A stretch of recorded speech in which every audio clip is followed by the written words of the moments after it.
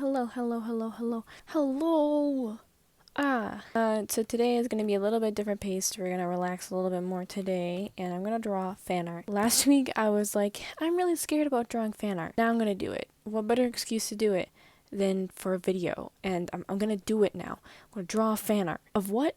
I'm not entirely sure yet. I have some things in mind, but I just don't know yet. So I'm going to open my sketchbook, and I'm going to draw some sketches. Let's just get into it, I guess. To get into it way too much.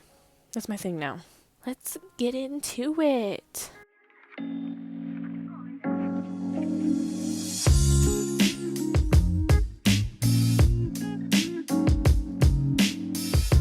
Lately, I've been finding it much easier to do more speed sketches. It's just easier for me, and it feels a bit faster paced, and I feel a little less pressure to say things during my sketching process, because what goes through my mind is, oh my god, this probably looks really terrible. Oh my god, wait, this actually kind of looks good. And then I go in with the liner, and I'm like, wow, this looks terrible again. So that's my thought process, and I'm just gonna go in, and I'm gonna sketch like I usually would, and I'm gonna enjoy it like I'm actually making fan art. I'll switch over to voiceover me.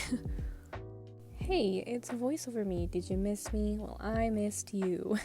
How's everybody doing? How's it going? How's it hanging? I hope you're okay with this more chill, relaxed speed drawings thing. I don't know. I hope you're okay with this different pace of my videos, because I feel like lately I've been doing a lot of character design challenges and character design videos and massive projects, and I finally just sat down and was like, I need to learn more of my art supplies and understand them at a better place and understand my art style and where I'm at. I think I was just constantly diving headfirst into everything, and I never really sat down to do something that I wanted to do and practice things that I want to do. I don't know if that makes any sense. So instead of making my own characters, I decided to actually take characters that already exist in the realm of Sailor Moon and turn them into my style. That's also something I have been struggling a lot with, is figuring out my style, because I just don't really sit down and have the time to sit down and do art. And as much as I like to say that I am constantly practicing off camera, I can't. I never really have the time to sit down and do it, and when I force myself to make a video, that's the time that I do have to do it and practice making art.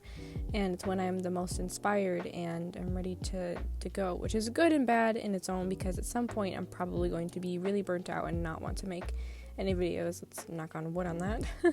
But this is basically my excuse and time I take out of my day to record and do art, which I should take time out of my day to do art for me rather than just for a video. But like I said, it's been so busy for me and my personal life and a lot of things that I've been doing, so it's just been a little bit difficult. It's pretty much the reason why we're doing this today. Not like I really needed a reason. I could just draw because I want to draw, but that's the reason that I'm telling you guys, because it's true. And if you couldn't already tell, today we're drawing Mamoru Chiba and Usagi Tsukino, aka Tuxedo Mask and Sailor Moon. Hopefully I didn't butcher that. I'm praying that I didn't. But you can always let me know if I end up doing that anyways. For the sketching layer, I took out a red Prismacolor color erase pencil and did a light sketch to sketch out what I wanted to do and how I wanted them to look. Towards the end, the mouth, I changed it up a little bit because I didn't really like the teeth showing, and I thought it was kind of a weird half-open smile, because it wasn't really a smile, and yeah. The style is kind of semi-realistic. I used to draw this way a lot when I was maybe freshman year of high school, and I wasn't that great at it, but I used to not draw like this anymore because, one, I didn't have the time to sit down and actually do it, and two, I used to get a lot of weird people just kind of hovering over me to watch me draw, and then they sit there and critique me, even though I've never seen them pick up a pencil and draw their entire life, which there's a difference between giving constructive criticism and critiquing for just being a jerk. So it kind of it discouraged me from drawing in this style, and for some reason I felt like I had to be good at it in order to actually draw it. But the thing is, you have to practice, so I don't know what my brain was thinking. So then I go over it with a colored pencil that's of this similar color of that red color erase pencil to give kind of an outline look. I saw this technique used by a lot of YouTubers, and I wanted to try it out, and I saw how successful it is when being used with watercolors, gouache, alcohol markers, stuff like that, and I decided to give it a shot because I always tend to line art my art, and I feel like the black is always so harsh, so I wanted to change it up a little bit. And already, spoiler alert, I highly recommend that you do this if you have never done this yet, because it turns out amazing in the end. Like, I kind of looked at myself and I was really proud of myself towards the end. I was like, wow, I can't believe I did this in freshman year. I was so scared to do it, and here I was doing it. And I honestly, like I said, I had such a great time taking the time out of my day to just go in and do this and feel like there's no judgment. And even though I was recording it, I kind of thought to myself, I was like, well, if it doesn't work out, then it doesn't work out. This was for me. And I think I need to go in with that mindset every single time. So this was also me using my alcohol markers in a different light, because I always use them for quick sketches and character designs, and I never actually go in with shading and understand how to shade with a alcohol marker. So I did look up some videos to teach myself some things, and I picked up on some things and kind of went in with this as a practice. I know people are like, don't go in head first with things that you're not really comfortable with, or like with fan art that you don't want to ruin, but honestly, draw something that you enjoy as a guilty pleasure, like shows, fan art. Maybe it could be girls, maybe it could be guys, maybe it could be animals, anything that is a guilty pleasure, and practice your art with it, because you don't want to overwhelm yourself too much. Even though I haven't picked up on the style too much, it was kind of like an out of comfort zone experience while practicing with something else I had never done before. But luckily for me, it turned out pretty well. I wouldn't recommend doing this all the time, but I had a much more entertaining time doing it. I don't know if that makes any sense, but yeah, I was really happy with the shading and how it came out. I picked up on a lot of new skills during this time, and I hope that I can remember them and use them for later projects and art projects. I think I could have pushed the contrast of the shading a little bit more, but like I said, it was probably one of my first times picking up an alcohol marker and using it for shading properly, and going in a more semi-realistic route. So I think for next time I'll probably push that contrast just a little bit more. Another art supply or art material that I really want to get into is gouache, and I feel like it's been kind of trendy with artists. At least it was very trendy last year, and I really wanted to pick it up for such a long time because it looks like so much fun, and I love watercolor. I love working with watercolor no matter how much of an amateur I might be. Watercolor is such a comforting art material for me that you can build up the color, that's why I like alcohol markers too. You can always build up the color. And people might say, well, acrylics, they dry, so you can always paint over them. Sometimes I have a really hard time with acrylics and figuring out color theory when it comes to acrylics. I don't know why I have such a difficult time, because you can always change the color and mix them and all this other stuff, but for some reason I just have a very difficult time. I think that's something I need to practice, but I definitely think watercolors are probably one of my favorite painting types of art supplies, and gouache is kind of like an in-between that I've heard. I've never really dabbled in oil painting or anything, so it's something else I want to try, but that will be for another big project. I don't know if anybody is over here that does a lot of art things, but what is your favorite art material? Because I have a huge array of them. Like today, not only am I using alcohol markers, but I'm also using colored pencils. I've also seen this technique used a lot, using colored pencils to build up more shading or build up the color a little bit more, and something that's similar to the base color of the alcohol markers. Yes, you could totally go in with some colored pencils and do it all yourself, but I would save your wrist the painful, agonizing moments and try and go in with an alcohol marker, put in a base, and then go in to build up color with that colored pencil. This technique was super duper successful for me, and I hope it is successful for you too, because I highly recommend it. It saves so much time, it's a lot of fun, it makes your art look so much more natural, I guess. I don't know if that makes any sense, but it adds more texture to your art and it makes it look really, really cool. Alcohol markers that I'm using for this are Ohu's 120 brush and chisel nib alcohol marker set. Although I wish, I just genuinely do like Ohu's markers and the affordability that comes with them compared to Copics, and they're like I said, they're really affordable for alcohol based markers. They're really, really good for beginners. As you saw, I built up the skin with, I think, barley beige at first, the palest skin tone, and I went in with some darker, which I don't remember all that I used. I should have wrote it all down for you guys, but I built it up from there, and I kept adding some extra shading. I even used other colors from the other color families to see if it would build up some more shading. In like the dress shirt area, I started off with like a cool gray and built up with some more darker grays. Same with the red. And then I'm going in now with the hair. I started off with a purple, a very light purple bluish base, and built up the colors from there. I don't know if, I know I covered it, but I don't know if the hair would have the same effect if I didn't do that, because to me, I think it helped, but you probably could have just went in with the colors and built it up from there. But I also really liked the way that the hair had the shines. I don't know, I was really proud of myself on that. Ah, yes, now we go in with the Prismacolor color pencils. These are their colored marker, or colored pencil set, not color markers. And I don't remember what they're called, but I will try to put them in the description if I remember. I always try to keep that little art supplies used in the video up to date, so hopefully I remember to do that. Hey, future me, can you remember to do that, please? Thank you. For this part, I just kind of go in with a blush tone, kind of red, kind of orangey, and do a lot of the shading and blush areas for the skin, and it adds like this really cool texture and really pushes that contrast just a little bit further with where the alcohol markers just couldn't do it, and I was too scared to go in with more alcohol markers.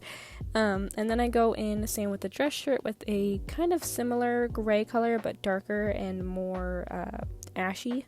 And then I push those shadows a little bit further in those wrinkles. I kind of wish I would have went in with different color rather than that orangey red color for the outline of the dress shirt and like the hair and the darker stuff. I feel like I should have just went in with like that color instead of the red, but it's too late now and I kind of fix it towards the end. I have to give myself a little bit of props because I did some more guys in my last video and I decided to do guys again, and I did learn a lot from doing guys in the last video, and man, you can just tell. I had a few references of just like guy faces, but to be honest, I didn't really look that much at the references and I just kind of made the characters, if that makes any sense.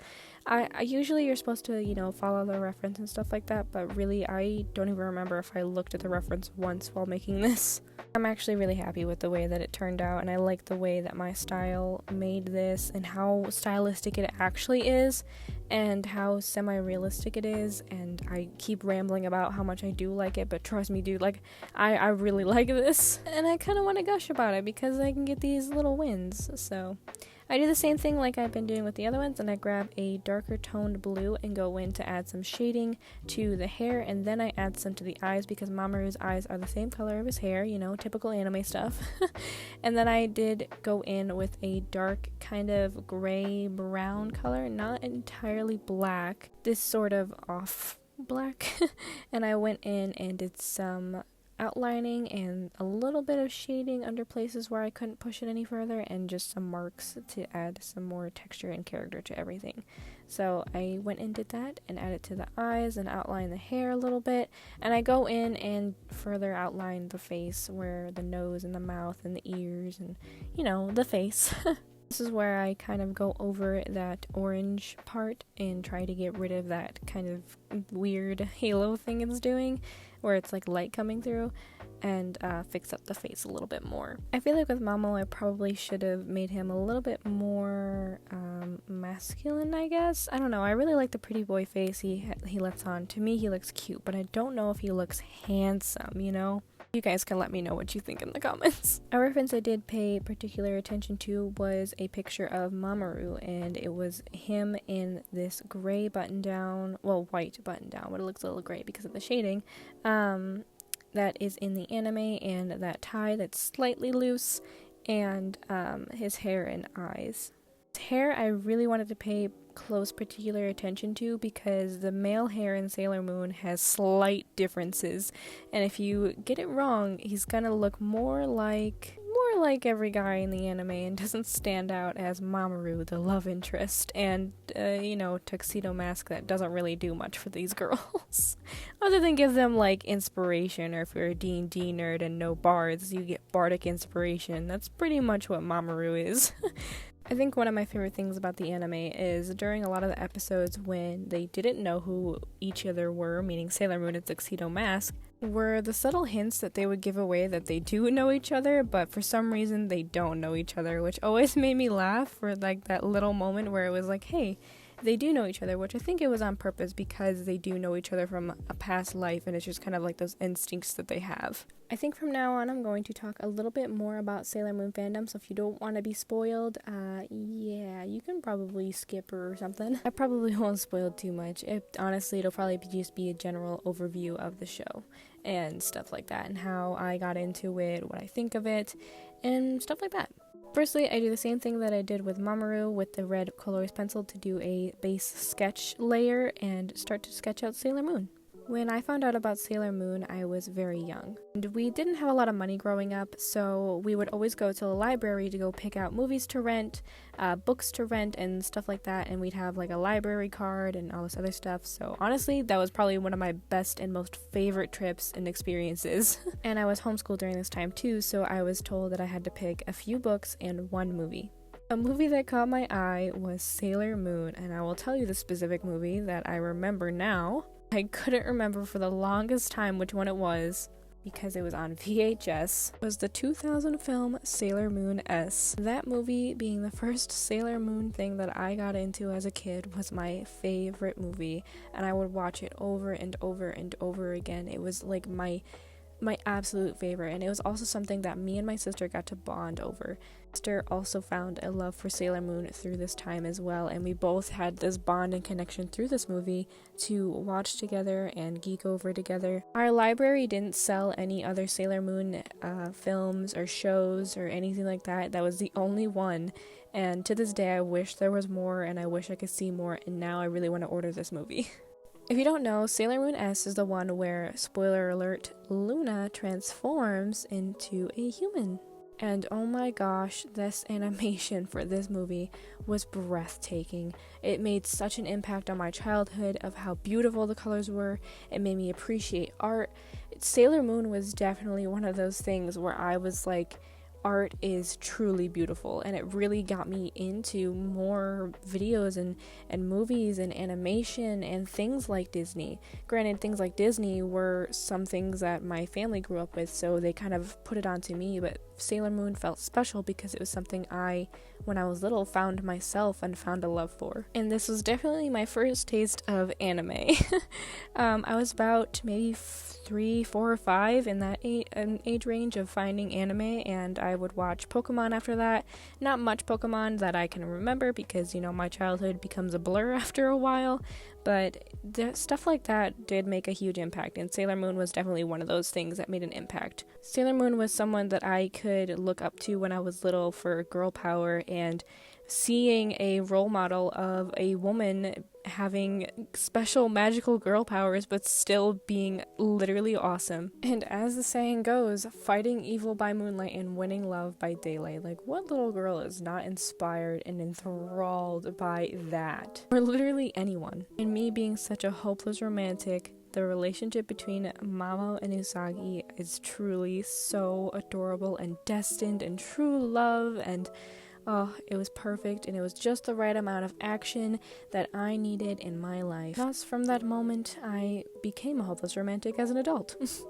My standards for love really are high these days. My only experience was that moment when I was little, and growing up, I didn't really know that I could watch Sailor Moon, and then streaming services came out, and Sailor Moon came out on streaming services like Hulu. And since I watched the VHS Americanized dub version, I decided to watch it in dub. Original Sailor Moon series, that is. At one point I do want to go back and watch the subtitles because I know that a lot of the American dub leaves a lot of storyline and plot and a lot of things out because they censored a lot of things. I think it's changed a little bit now, but I'm not quite sure. I finally watched the entire original series of Sailor Moon. It definitely left off on a cliffhanger on the Hulu version, so I don't know if there's another season or not, but who knows. Let me tell you, it is wonderful. There's definitely a lot of filler episodes for the original Sailor Moon series, but that's where the reboot comes in. Sailor Moon Crystal is a reboot version of the show, which I decided to start watching. I'm only on season 2 of that one, but so far I've actually really enjoyed it. One thing that really made me upset were the transformation scenes cutscenes and the intro. You cannot get rid of that iconic moment. It kind of went for more of a Ruby anime kind of feel, whereas the 3D animation, and it just kind of felt not cohesive with the original anime art style. A lot of people agree with where I'm coming from with this, because you can't just take away that art style when making a reboot. The Sailor Moon Crystal art style for 2D is actually really, really pretty. And to me, the storyline and plot goes a lot faster, and there's a lot more love story moments, there's a lot more intense moments about friendship, a lot more life lessons, a lot more less filler episodes, and less stalling for a lot of the time that is taken on the original. And there's a lot more connection with the characters. You can really understand where they're coming from, whereas with the original, I felt like I was really confused on where a lot of these characters stood and what they believed in. In the original, they really made Usagi seem like to be a complete crybaby that didn't believe in anything, at least in the Americanized version. In Sailor Moon Crystal, it kind of just made it look like she was just really caring and really cared about her friends and what happens to them, and is really protective and loved their friends. And that's why I kind of like the way and the direction that Sailor Moon Crystal goes with it, where she's still really strong but is sensitive, but the thing is, it kind of puts being sensitive in a good light. It gives that role model that being sensitive is okay. I feel like being sensitive is such a bad connotation when it comes to being a strong woman, and in this show they really reflect that being a strong woman is being a woman.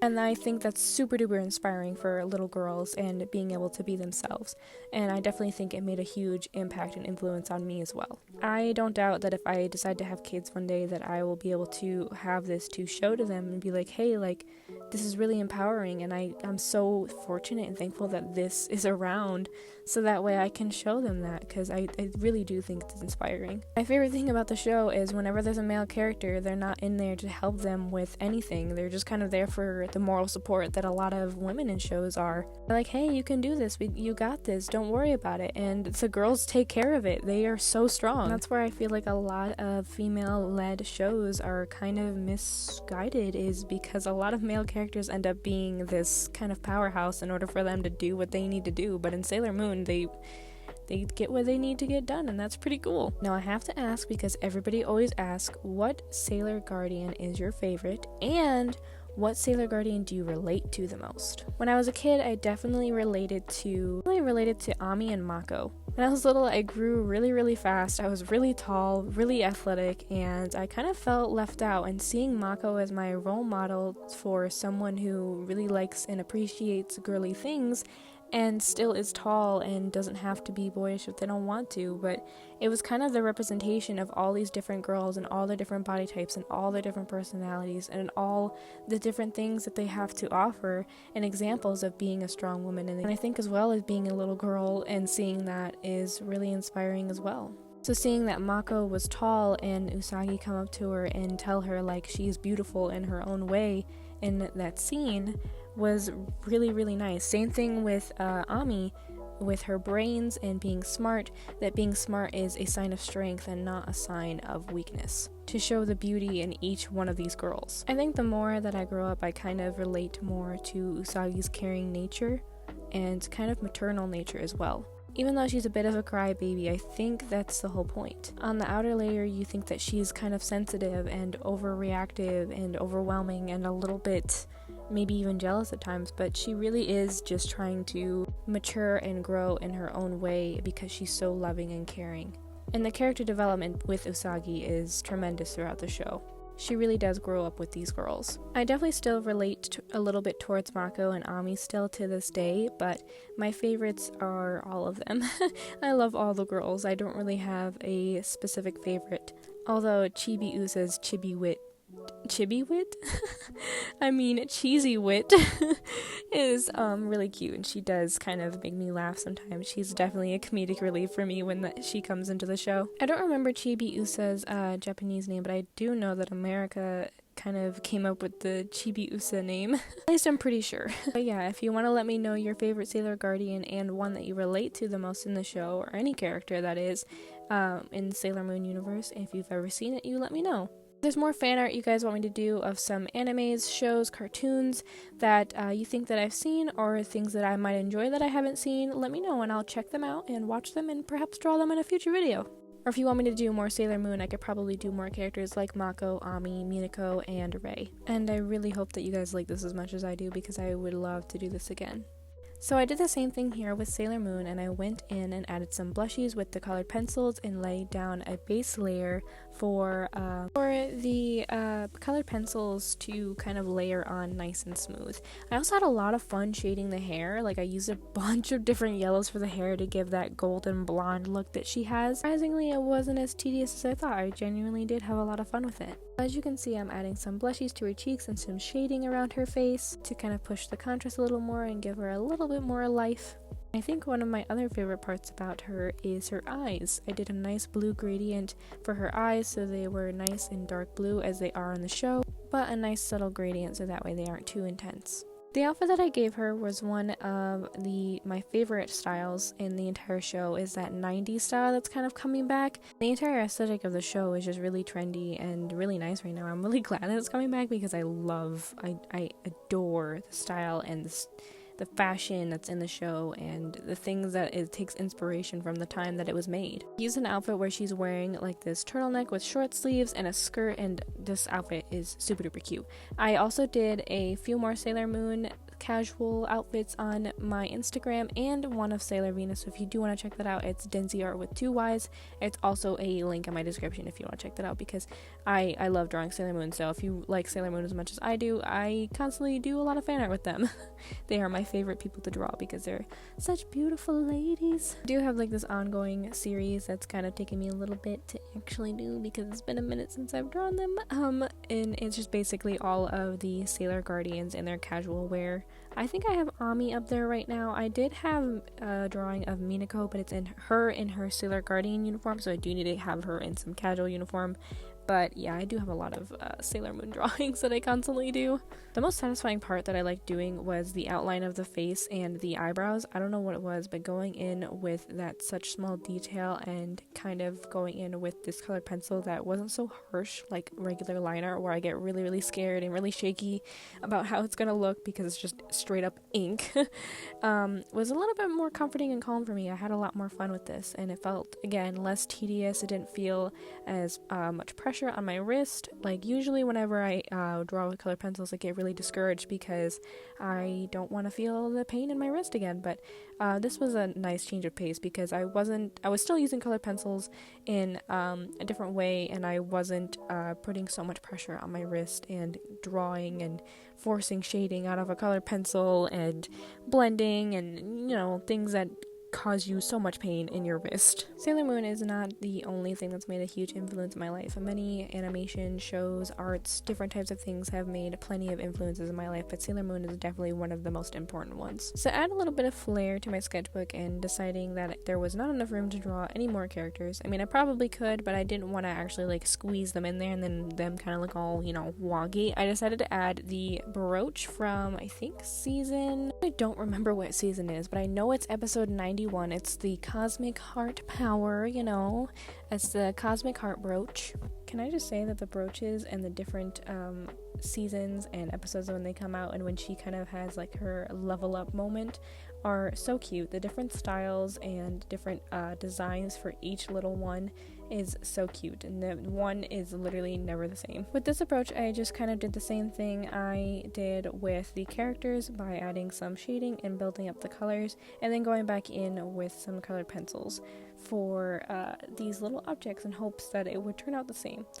They turned out okay, but I don't have much experience when it comes to shading different objects and stuff like that. I did have a reference up for this one to kind of follow the coloring patterns and the shading and the shapes of everything, so that way I could learn. And it really was just kind of a reference from the anime itself of her holding it pretty much. But the brooch on topic, the transformation scenes were my favorite things as a kid. It was so cool and magical and the most satisfying thing I've ever seen. That approach to end up with like sharing and transforming herself was just kind of like awing as a kid. It was so pretty. And a lot of animes, when it comes to magical girl animes, take this kind of inspiration, I guess, after in a lot of their shows. Which is actually pretty cool about how inspiring this anime really was to bring more stuff like this into the market. And next I do her wand, which is my favorite thing. I love the wand. It's so cool and it changes every single time. I wish I would have drew this a little bit lower on the paper, but I was already halfway there and I had a lot of things to do, so I was busy and I wanted to finish it up quickly and, efficiently. So I really didn't want to erase it and go back in and slightly adjust it a little bit further down. A side note is I love the Sailor Moon wand. It's so cute, and I love all the other girls' wands too. They're still really unique to them, and I think that's really awesome. To add even a little bit of an extra pop, I added some colors that were kind of similar to their color schemes, but opposites of their character. And it kind of put it on the background of them to, again, add a little extra pop. And here we are with the finished result. I hope you enjoyed it as much as I did, and if you want to see more of this, please let me know. And like I said earlier, if you have any other characters or things that you want me to do fan art of, leave a comment and I might do it. And with that, I'll see you guys next time and have a wonderful day. Love you guys, bye!